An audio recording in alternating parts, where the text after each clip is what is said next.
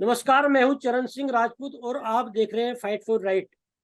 Greater Noida में किसान आंदोलन लंबे समय से चल रहा था और स्थगित कर दिया गया है और जो किसान नेता गिरफ्तार किए गए थे उन्हें छोड़ दिया गया है। तो इन सब बातों को लेकर हम आज हमसे जुड़े हैं किसान सभा के राष्ट्रीय प्रवक्ता रुपेश वर्मा जी। ये भी जेल में बंद थे, तो इनसे ही सारी बातें जो है उन पे सब विस्तार से बात करेंगे। रुपेश वर्मा जी, आपका बहुत बहुत स्वागत है हमारे इस कार्यक्रम में। धन्यवाद धन्यवाद जनाब। मेरा पहला ही प्रश्न है आपसे कि एक बड़ा संघर्ष चल रहा था ग्रेटर नोएडा में और आप लोग जो है गिरफ्तार कर लिए गए थे और पीछे में देख रहा था कि महिलाओं ने भी मोर्चा संभाला। एक बड़ा आंदोलन जो है ग्रेटर नोएडा में देखने को मिल रहा था। क्या वजह रही, क्या बातें रही, क्या समझौता हुए कि आप लोगों ने जो है वहां से धरना हटा लिया है? हमारा आंदोलन पिछले 61 दिन से रात दिन का चल रहा है। बाकी हमारा आंदोलन पिछली 7 फरवरी से चल रहा है, यानी कि 7 फरवरी 2023 से लगातार चल रहा है। रात दिन के धरने को कल 61वां दिन था और इस मसले पर हमारी लगातार बातचीत शासन और प्रशासन के लोगों से हो रही थी। तो इस मसले पर चूंकि हमारे जो मुद्दे हैं वो नीतिगत मुद्दे हैं और उस पर शासन स्तर से फैसला किया जाना। पीछे जो प्राधिकरण स्तर के अधिकारियों से बातचीत हुई थी उस पर उन्होंने कहा जी हम इसमें फैसला लेने में असमर्थ हैं। तो ये बात हमारी भी समझ में आ रही थी कि इसमें शासन स्तर से फैसला लिए जाने के लिए एक आवश्यक कोई बॉडी होनी चाहिए। ऐसी ही नौबत 2011 में जब आई थी तो ठाकुर जयवीर सिंह की अध्यक्षता में हाई पावर कमेटी बनी थी और 64% मुआवजा जो अतिरिक्त मुआवजा याचिकाकर्ताओं को मिला था और उसके अलावा किसी अन्य को नहीं मिला था, तो उस संबंध में जो फैसला लिया था वो ठाकुर जयवीर सिंह की कमेटी ने लिया था और उस कमेटी के फैसले के आधार पर प्राधिकरण बोर्ड ने उस फैसले को अपना करके किसानों को 64% मुआवजा वितरित किया था। इस मामले में भी जो हमारी 10% आबादी प्लाट की मांग है, 17.5% किसान कोटा की मांग है, हमारे जो 40 वर्ग मीटर के भूमिहीन के प्लाट की मांग है, तो ये एक हाई पावर कमेटी का गठन हुआ शासन के स्तर से जिसका नोटिफिकेशन 30 तारीख तक आएगा और फिर 15 जुलाई तक का समय इसमें लिया गया कि वो इस पर फैसला लेगी। तो इस कमेटी में औद्योगिक विकास मंत्री होंगे, फिर मुख्य सचिव औद्योगिक होंगे, चेयरमैन ग्रेटर नोएडा अथॉरिटी होंगे, ग्रेटर नोएडा अथॉरिटी की सीईओ होंगी, उसके अलावा हमारे सांसद सुरेंद्र नागर होंगे, सांसद महेश शर्मा होंगे, दादरी विधायक और जेवर विधायक सदस्य होंगे और किसानों के भी नामित सदस्य होंगे, यानी कि हम लोग भी होंगे जो अपनी बात को वहां प्रेजेंट करेंगे। और ये कमेटी जो फैसला लेगी वो फैसला फिर आगे प्राधिकरण बोर्ड बिना किसी संकोच के उसे स्वीकार करेगा और उसे लागू करेगा। तो इस रूट पर हम लोग काफी प्रेस कर रहे थे और ये एक बहुत बड़ा अचीवमेंट आंदोलन का है कि एक पहली बार ऐतिहासिक आंदोलन जो हुआ। ऐतिहासिक आंदोलन तो हम पहले भी करते रहे हैं, लेकिन ये बड़ी शिरकत के साथ और इसमें खासकर महिलाओं की बड़ी भूमिका रही है और बहुत संघर्ष वाला आंदोलन रहा है। तो इस आंदोलन की ये बड़ी सफलता है कि एक प्लेटफॉर्म इन नीतिगत मुद्दों को तय करने के संबंध में हमारा तय हुआ। तो 15 तारीख तक ये हमने स्थगित किया। इस आंदोलन को हमने 1 साल चलाने के मूड से इसकी तैयारी कर रखी है और 1 साल तक हम इसको चलाने का मूड है। यदि इसके नतीजे 15 जुलाई तक नहीं आते हैं तो हम इसको कंटिन्यूटी में रखेंगे और 16 तारीख को इसको शुरू करेंगे, 16 या रुपे 17 जो भी। रुपेश वर्मा जी, ये अक्सर देखा जाता है कि जब कोई मंत्री या मुख्यमंत्री आता है तो जो धरना वगैरह चल रहे होते हैं जिलों में, उन्हें जो है टालने के लिए, स्थगित करने के लिए इस तरह के निर्णय शासन प्रशासन के जिला स्तर के लोग ले लेते हैं। कहीं ऐसा तो नहीं है मुख्यमंत्री योगी आदित्यनाथ के दौरे के चलते आप लोगों को जो है एक तरह से जो धरना चल रहा था उसे शांत कराने के लिए ये शासन प्रशासन का जो जिला स्तर का मामला है वो शांत कराया गया हो? ये मसला जब मुख्यमंत्री जी का कोई प्रोग्राम नहीं था तब से ही हमारी बातचीत इन लोगों से चल रही है, तो ये ऑलरेडी चीजें डिस्कशन में थी। केवल इतना अंतर आया कि मुख्यमंत्री के कार्यक्रम की वजह से इनके ऊपर प्रेशर बन गया और उस प्रेशर में शासन स्तर से ये बात इनको इंगित कर दी गई कि भाई जैसे भी हो, यदि उनका सुझाव ये है कि हाई पावर कमेटी बने तो हम उसके लिए तैयार हैं। तो फिर इस बात पे ये बात आई है और इस प्रेशर में फिर इन्होंने इस बात को स्वीकार कर लिया कि हाँ इसमें हाई पावर कमेटी की जरूरत है। खुद अफसरों ने खुद इसको फिर प्रपोज किया कि ये हमारे लेवल से संभव नहीं है, हम इसमें हाई पावर कमेटी की जरूरत है। और शासन से हमारी बात हो गई है और हाई पावर कमेटी बनाने के लिए शासन तैयार।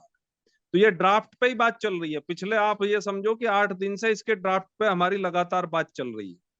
और वो ड्राफ्ट मैंने खुद, मेरे पास जेल में लोग जाते थे, कम से कम 15-20 बार मैं वो ड्राफ्ट करेक्ट करा करा करके तब ये ड्राफ्ट तैयार हुआ। तो हमें इस बात से कोई फर्क नहीं पड़ता कि मुख्यमंत्री आ रहे हैं या जा रहे हैं। हमारा मकसद है कि हमारे मुद्दे हल होने चाहिए और उनको हल करने का जो रास्ता है वो तय हो गया। तो आप ये समझिए कि एक बहुत महत्वपूर्ण चीज ये हुई है कि इसमें हाई पावर कमेटी बनी है जो इस संबंध में निर्णायक निर्णय ले सकती है। रुपेश जी, ये जो किसान नेता जेल में भेजे गए थे, गिरफ्तार किए गए थे, कितने लोग थे और कौन मुखिया लोग थे, और गिरफ्तार किया क्यों गया था? ये गिरफ्तार हमें इसलिए किया था इन्होंने कि लगातार आंदोलन बढ़ रहा था। जब आंदोलन बढ़ा तो ये चिंतित हुए, इन्हें लगा कि आंदोलन को दबाया जा सकता है। इनकी एक मिसकैलकुलेशन ये थी कि आंदोलन को दबाया जा सकता है, तो इसी मकसद से इन्होंने हमें गिरफ्तार कर लिया। लेकिन आंदोलन की हमारी मजबूत तैयारी थी, लोगों में आक्रोश था, समस्याएं गंभीर थीं, तो आंदोलन बजाय दबने के और बढ़ गया। इन्होंने गांवों में जा करके लोगों को डराने की कोशिश की, धमकाने की कोशिश की, 2-2 ढाई-ढाई लाख रुपए के मुचलके भेजे। हम लोगों के ऊपर कई मुकदमे इस दौरान इन्होंने लगा दिए, रोज हमारी कोर्ट में पेशी कराने लगे। 151 में एक बार हमारी रिहाई आ गई तो उसी समय हमें पकड़ के वापस 151 में इन्होंने अंदर कर दिया। तो ये तमाम चीजें इस दौरान इन्होंने पूरी कोशिश की कि हम अपनी बात ना कह सके। लेकिन हमारी जो सबसे बड़ी सफलता थी वो ये थी कि हमने आंदोलन को पीसफुल बनाए रखा और इनको हमारी बात के सामने झुकना पड़ा और जो चीज हम चाहते थे वो इन्हें तय करनी पड़ी। रुपेश जी, अक्सर यहाँ ग्रेटर नोएडा में, चाहे ग्रेटर नोएडा का मामला है, नोएडा का मामला हो, जो किसानों की समस्या को लेकर आंदोलन होता है तो मीटिंगें होती हैं और ये माना जाता है कि बिल्कुल सारी समस्याएं हल हो गई हैं। लेकिन फिर बाद में कुछ इस तरह की बातें आती कि साहब इन्होंने बातें मान तो ली थी, लेकिन उस पर अमल नहीं कर रहे हैं।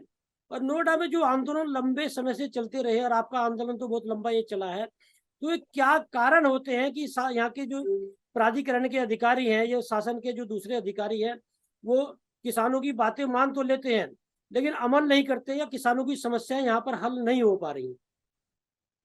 इसमें मैं आपको बताऊं कि ये अफसरों की नीयत का ज्यादा सवाल है, राजनीतिक नेतृत्व से भी ज्यादा जो यहाँ अफसर तैनात होते हैं उनकी नीयत का ज्यादा सवाल है। बीच में हमारे जब हमने आबादी आंदोलन चलाया था 2010 में, तो मनोज कुमार सिंह जो आज चेयरमैन है, ये उस वक्त सीईओ हुआ करते थे। आंदोलन चला, मायावती सरकार थी, बहन जी ने इनको कहा कि भाई इस मसले को निपटवाओ। तो इन्हें मैंडेट मिला, इन्होंने अच्छी नीयत से उस मसले पर हमारे साथ समझौता किया और 3000 प्रति वर्ग मीटर आबादियों का एक फैसला, नीतिगत फैसला हुआ और वो लागू भी हुआ। एक बात जरूर होती है कि हमारे जितने भी फैसले आज तक हुए, उन फैसलों को एक अफसर ने मान लिया तो अगला अफसर आकर के उसको लटका के बैठा देता। फिर कभी शासन की तरफ से अफसरों की कमी की वजह से उस पर कोई जांच बैठ जाती है। तो इस तरीके से ये लोग खराब नीयत की वजह से सारे फैसले जो किसानों के उन्हें लंबित करते रहते हैं। तो इसमें कोई कानूनी अड़चन नहीं है, इसमें कोई नीतिगत मामला भी नहीं है, इसमें सारा मामला कि अफसरों की नीयत खराब है और वो किसानों को यहाँ पर बोझ समझते हैं। उनकी नजर में जो प्राधिकरण है उसके एजेंडे में किसान और किसान का एजेंडा गायब है। जो 49 गांव ग्रेटर नोएडा में एक्वायर हुए हैं, जिसके ऊपर ग्रेटर नोएडा का अस्तित्व है, प्राधिकरण का अस्तित्व है, उसमें किसानों की घोर उपेक्षा की गई है, इनका घोर शोषण किया गया और इनके मुद्दों जो कभी भी प्राधिकरण के एजेंडे में नहीं रहे हैं। जो कुछ भी लड़ लेते हैं, ले लेते हैं, फिर रुक जाता है, फिर लड़ते हैं, फिर लेते हैं। वरना ये कोई ऐसा बड़ा मसला नहीं था, ये तो बहुत सालों पहले 2011 में ही निपट जाना चाहिए था, लेकिन वो नहीं निपटा, आज तक लटका चला आ रहा। अच्छा रुपेश जी, ग्रेटर नोएडा की किसानों की समस्याएं हैं क्या क्या? सबसे महत्वपूर्ण और सबसे पहली समस्या 10% आबादी प्लाट की। यह आबादी प्लाट हमारी जमीन का ही एक हिस्सा है, यानी कि जो जमीन हमारी एक्वायर होती है उसी का 10% जो ये विकसित करके हमें देते हैं। उस 10% के एवज में जो मुआवजा जिस दर से हमने प्राप्त किया उसी दर से वापस जमा करते हैं। फिर उस पर जो विकास करने में जो खर्चा आता है, जो आजकल 850 रुपये, वो हम जमा करते हैं, तब ये प्लॉट हमें मिलता। इसमें अथॉरिटी के ऊपर कोई वित्तीय भार भी नहीं है, वो जमीन भी हमारी है, उसे विकसित होकर के हमें मिलना। तो इन्होंने 10% प्लाट में 6% की नीति थी, लेकिन गजराज सिंह के आदेश के बाद ये 10% हो गया। 10% पे ठाकुर जयवीर सिंह की अध्यक्षता में एक कमेटी बनी। कमेटी ने सिफारिश की कि सभी को 10% दिया जाए। तो इन्होंने 64 तो दे दिया, 10% नहीं दिया, और आज तक नहीं दिया। और इसका एक प्रस्ताव 2016 में गया था 104वीं बोर्ड बैठक से पास होकर के शासन को, और वो 2016 में ही रद्द हो गया। यहाँ के अफसर हमें गुमराह करते रहे 2020 तक, कोविड के आने तक, और हमें बताते रहे कि शासन स्तर पे इसकी मंजूरी होनी है, लेकिन बाद में हमें पता चला कि वो मंजूरी होने के बजाय वो रिजेक्ट हो गई 2016 में ही। तो ये 10% का मुद्दा सबसे बड़ा मुद्दा है। ऐसे ही एक हमारे रोजगार का मुद्दा है, जो 3 सितंबर 2010 का एक शासनादेश है, जिसमें अधिग्रहण से प्रभावित प्रत्येक परिवार के सदस्य को अनिवार्य रोजगार का प्रावधान किया गया। तो वो भी इन्होंने जानबूझ करके लागू आज तक नहीं किया। इसी तरह जो हमारे नया अधिग्रहण कानून है, उसमें सर्किल रेट के 4 गुने मुआवजे का प्रावधान है। तो पहले तो इन्होंने हमारी ग्राम सभाएं खत्म करके हमें शहरी क्षेत्र में परिभाषित कर दिया, और फिर 2012 से लेकर के 2023 तक जानबूझ करके हमारे यहाँ सर्किल रेट का रिवीजन नहीं किया। अब आप ये लगाओ कि सुनपुरा गांव में 3500 रुपये में जमीन खरीद करके और 72,000 रुपये में इंडस्ट्री के लिए अलॉट की जा रही है बोली लगवा कर। ये जो गैप है, ये गैप जो है मुनाफे के रूप में और कमीशन के रूप में जा रहा प्राधिकरण की जेब में, और जबकि किसान की जमीन बहुत सस्ते में ले ली गई है और नए कानून के उल्लंघन के करते हुए ले ली गई। तो ये 3-4, और एक भूमिहीनों के प्लाट का समझौता पतवाड़ी का 2011 का, वो आज तक इन्होंने लागू नहीं किया।